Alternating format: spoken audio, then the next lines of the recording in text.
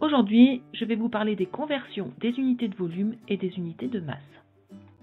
Je vais commencer par les unités de volume. Je rappelle que l'unité du système international du volume est le mètre cube, de symbole m puissance 3. L'unité usuelle est le litre, de symbole grand L. Toutes les unités issues du litre s'appellent aussi les unités de capacité. Sur le tableau de conversion, on place le litre au milieu. 10 fois plus petit que le litre, on a le décilitre. 100 fois plus petit, le centilitre. 1000 fois plus petit, le millilitre.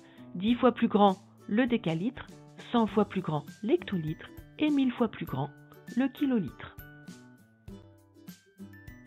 Un mètre cube est le volume d'un cube de 1 mètre de côté. Pour remplir 1 mètre cube, on a besoin de 1000 bouteilles de 1 litre d'eau. 1 mètre cube égale 1000 litres. Dans le tableau, en dessous de kilolitre, on met mètre cube puisque c'est la même chose. 1 décimètre cube est un cube de 1 décimètre de côté, 10 cm. Pour remplir ce décimètre cube, j'ai besoin de 1 litre de lait exactement. On a donc 1 décimètre cube égale 1 litre. En dessous des litres, je vais mettre les décimètres cubes puisque c'est la même chose. 1 centimètre cube égale 1 millième de décimètre cube, donc 1 millième de litre. On a 1 centimètre cube qui est égal à 1 millilitre. Dans la colonne des millilitres, on rajoute le centimètre cube et notre tableau de conversion est complet. Je veux convertir 43 centilitres en centimètres cubes. Le 3 est le chiffre des unités, centilitres, donc je place le 3 dans la colonne des centilitres. Je reporte le 4. Je veux convertir en centimètres cubes, donc je vais rajouter un 0 jusqu'à la colonne des centimètres cubes. Cette colonne devient la colonne des unités, ça veut dire que la virgule est juste après. Ça me fait donc 430 centimètres cubes ou millilitres, puisque c'est la même chose. Deuxième exemple, 12 hectolitres en litres. Le 2 est le chiffre des unités, ce sont des hectolitres, donc je place le 2 dans la colonne des hectolitres. Je reporte le 1, je veux convertir en litres. Je rajoute donc des zéros jusqu'à la colonne des litres qui devient la colonne des unités, après laquelle il y a la virgule, et ça me fait 1200 litres.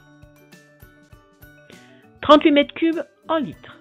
Le 8, c'est le chiffre des unités, mètres cubes. Je mets donc le 8 dans la colonne des mètres cubes.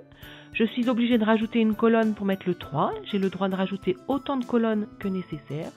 Je veux convertir en litres, donc je rajoute des zéros jusqu'à la colonne des litres, qui devient la colonne des unités, et ça me fait 38 000 litres. On finit par un nombre avec virgule. Le 5 avant la virgule est le chiffre des unités, je le mets donc dans la colonne des décimètres cubes. Je reporte la virgule et le 6. Je veux convertir en centimètres cubes, j'enlève la virgule, je rajoute 2 zéros et je replace la virgule dans la colonne des centimètres cubes. Et ça me fait 5600 centimètres cubes ou millilitres. Nous allons maintenant voir les unités de masse. L'unité du système international de la masse est le kilogramme, de symbole kg. Dans le tableau de conversion, je place le gramme. Ensuite, on a 10 fois plus petit le décigramme, le centigramme 100 fois plus petit et le milligramme 1000 fois plus petit. 10 fois plus grand, on a le décagramme, 100 fois plus grand l'hectogramme, 1000 fois plus grand le kilogramme. Ensuite, on n'a rien. Après vient le quintal et enfin la tonne.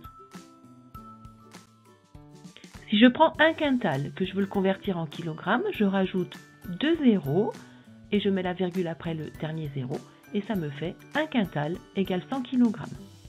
Pour une tonne, on met le 1 dans tonne, on rajoute des zéros jusqu'à kilogramme et ça me fait une tonne égale 1000 kg. Première conversion, 1,3 g en milligrammes. Le 1 avant la virgule est le chiffre des unités, grammes, donc je place le 1 dans la colonne des grammes, je reporte ma virgule et mon 3, et je veux convertir en milligrammes, donc je vais déplacer ma virgule jusqu'à la colonne des milligrammes, et ça me fait 1300 milligrammes. Enfin, pour finir, 38 tonnes en kilogrammes, le 8 est le chiffre des unités, je le place donc dans la colonne des tonnes. Je suis obligée de rajouter une colonne pour le 3. Ensuite, je veux convertir en kilogrammes. Je rajoute des zéros jusqu'à la colonne des kilogrammes et ça me fait 38 000 kilogrammes. Voici les 2 tableaux de conversion que vous devez mémoriser. Voilà, ma petite vidéo est terminée et je vous dis à bientôt sur une autre vidéo avec Mini.